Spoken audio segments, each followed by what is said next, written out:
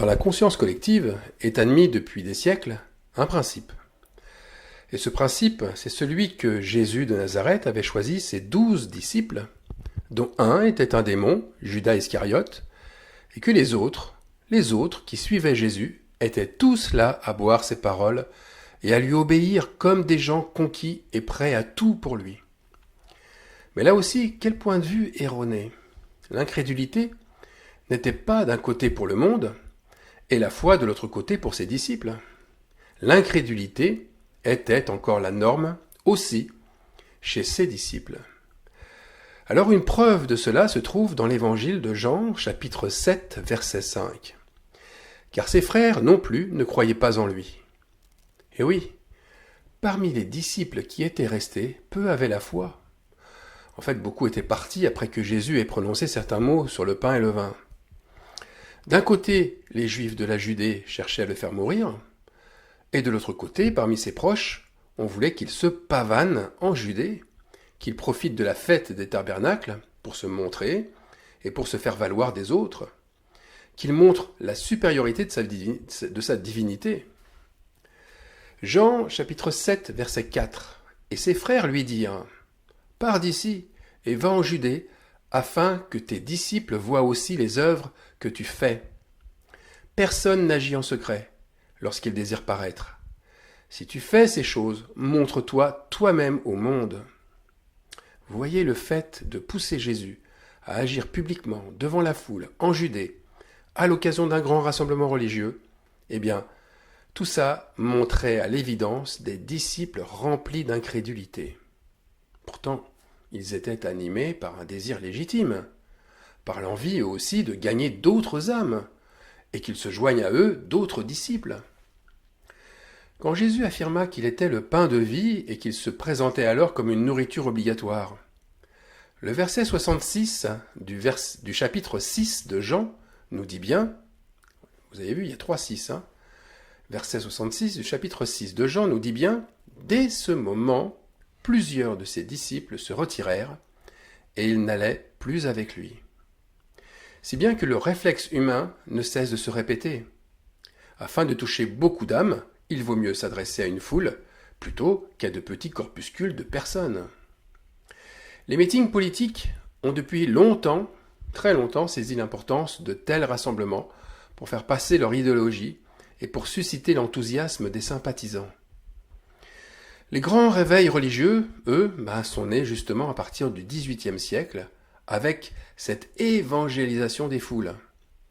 John Wesley, le prêtre anglican, a révolutionné les pratiques d'église en sortant dans la rue, évangéliser aux masses. D'ailleurs, un grand mouvement, les méthodistes, s'en est suivi, preuve justement de l'efficacité d'une telle méthode. Et aujourd'hui, beaucoup pensent qu'il faut aller témoigner publiquement. Et pourquoi on le fait ? Pourquoi on pousse les chrétiens à témoigner publiquement de leur foi, à ne pas hésiter à s'entourer de nombreuses personnes, afin qu'on les remarque, eux, parce qu'ils sont quand même la lumière du monde. Pourquoi ? Parce que déjà, il y a plus de 1000 ans, les disciples de Jésus le disaient comme une évidence. Ils disaient ceci : personne ne cache les œuvres de Dieu. On les montre au monde. On se montre soi-même au monde. Eh bien, même si cette méthode est efficace, elle reste une mauvaise méthode. Se montrer au monde pour montrer les œuvres de Dieu, ce n'est pas de la foi, c'est de l'incrédulité. Les disciples ne croyaient pas en Christ en disant cela. Non, la façon de procéder avec le Saint-Esprit, c'est d'agir en secret. Vous savez, si le Saint-Esprit règne en vous, alors dans la foule, certains seront poussés à vous haïr, pensant justement que vous êtes possédés comme Jésus. Il faut dire la vérité. Une grande partie des gens de son époque pensaient que Jésus était possédé du démon. Vous savez, au verset 20 du chapitre 6 de Jean, voilà ce qui est dit. La foule répondit : tu as un démon. C'est ce qu'a répondu à Jésus.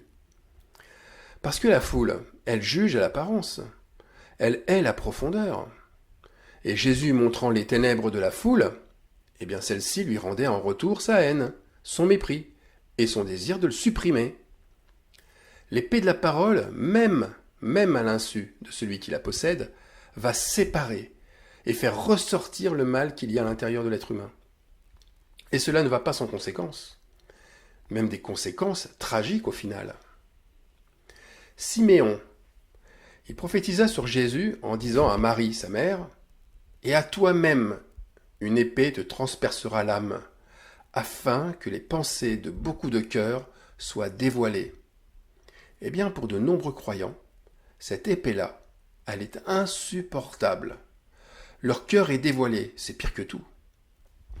Je me rappelle avoir été invité sur un salon de la foi et de la spiritualité en août l'année dernière, et je me rappelle y avoir annoncé publiquement un message. D'ailleurs, je n'ai pas fait beaucoup de promotion, j'en ai pas beaucoup parlé autour de moi. Eh bien, on m'a demandé d'intervenir derrière un micro dans une salle à une certaine heure et je ne savais rien de qui serait là. Plusieurs personnes sont venues, je dirais même plusieurs dizaines de personnes sont au final venues et j'y ai apporté le message reçu cette semaine-là ce message concernait la superstition et la foi en Christ. Et je disais que la base de la superstition repose souvent sur l'exagération.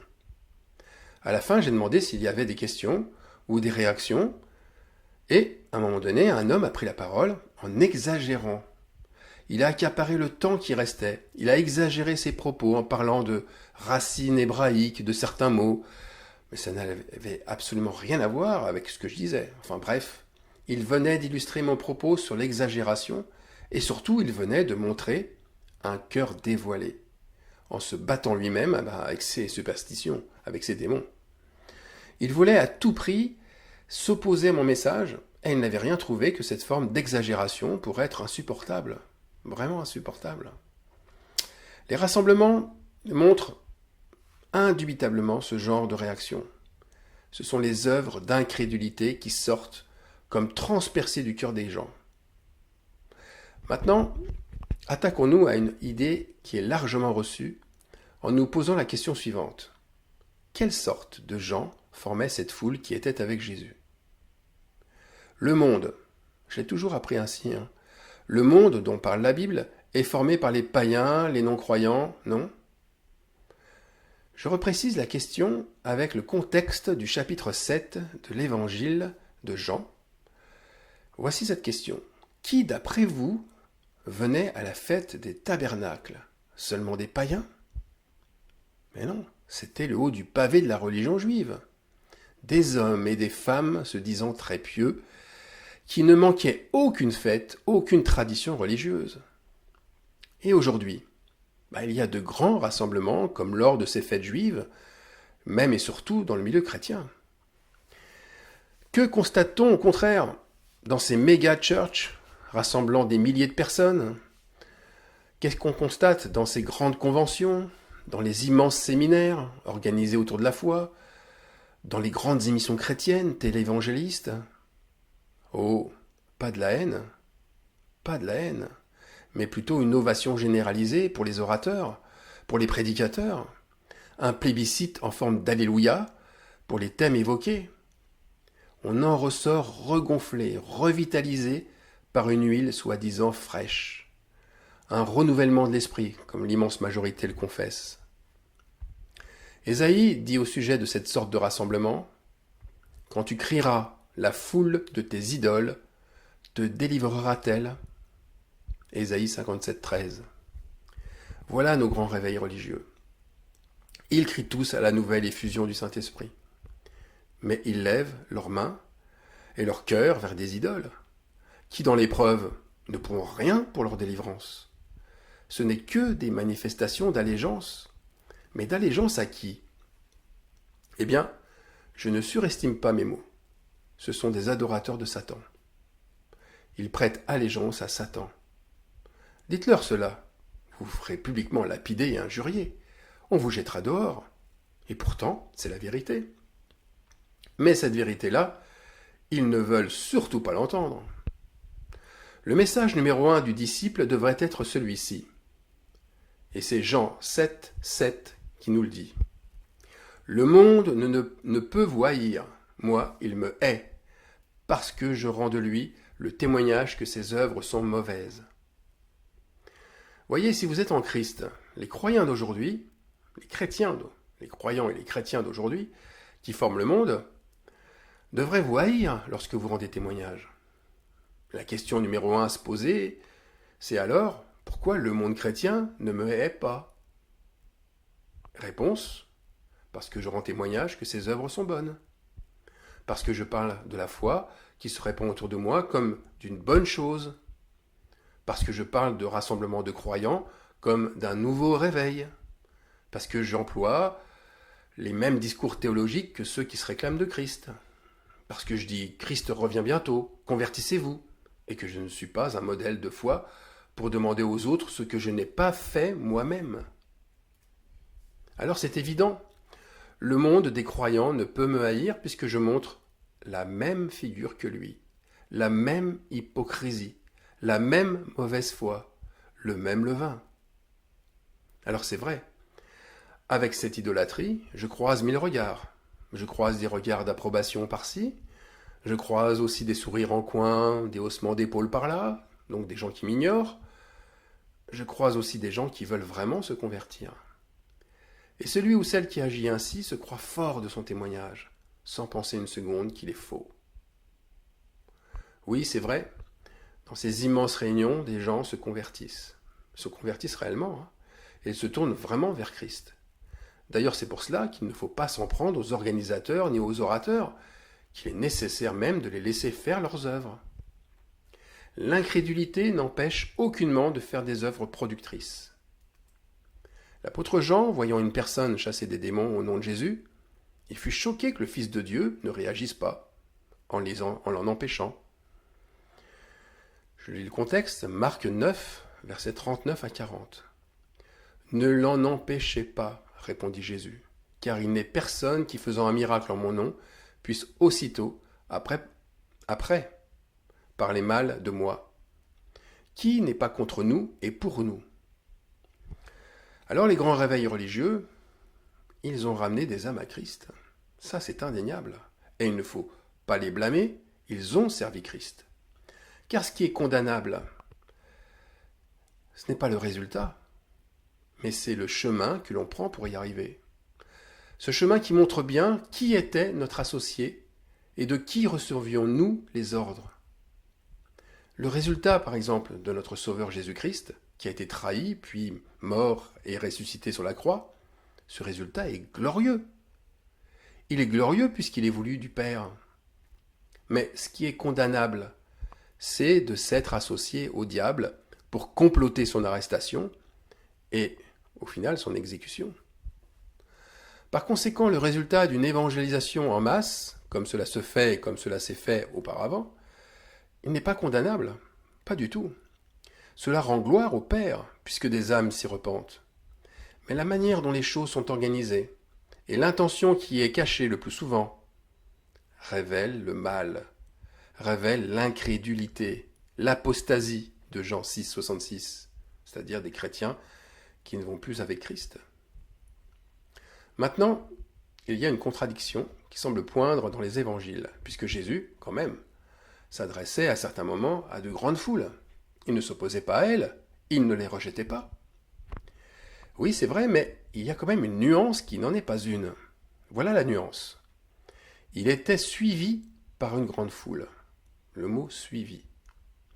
Là aussi, je vous lis le contexte, Marc 1, 45. Jésus ne pouvait plus entrer publiquement dans une ville. Il se tenait dehors, dans des lieux déserts, et l'on venait à lui de toutes parts. Alors si vous remarquez bien, Jésus n'était pas tendre avec les foules, d'une manière générale.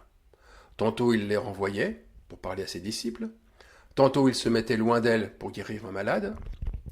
Les foules faisaient de longues marches et ne mangeaient pas pendant 3 jours avant que Jésus, ému de compassion, fasse des miracles pour la nourrir, comme ce fut le cas pour la multiplication des pains et des poissons, qui a nourri alors 4000 personnes éreintées et vraiment affamées. La règle que suivait Jésus était celle de son Père. Jésus ne provoquait pas l'événement. Ce sont les événements, et plus précisément sa réputation, qui amenait les gens à le suivre. Une grande foule le suivait parce qu'elle voyait les miracles qu'il opérait sur les malades. Voilà la réputation. Jean 6, 2. Le mal, il faut en convenir, il n'est pas de s'adresser à une grande foule. Le mal, c'est de provoquer l'événement, c'est de faire de la propagande, ou de profiter d'une situation pour s'attirer de grandes foules. Le mal, c'est de désirer paraître, de vouloir se montrer soi-même au monde.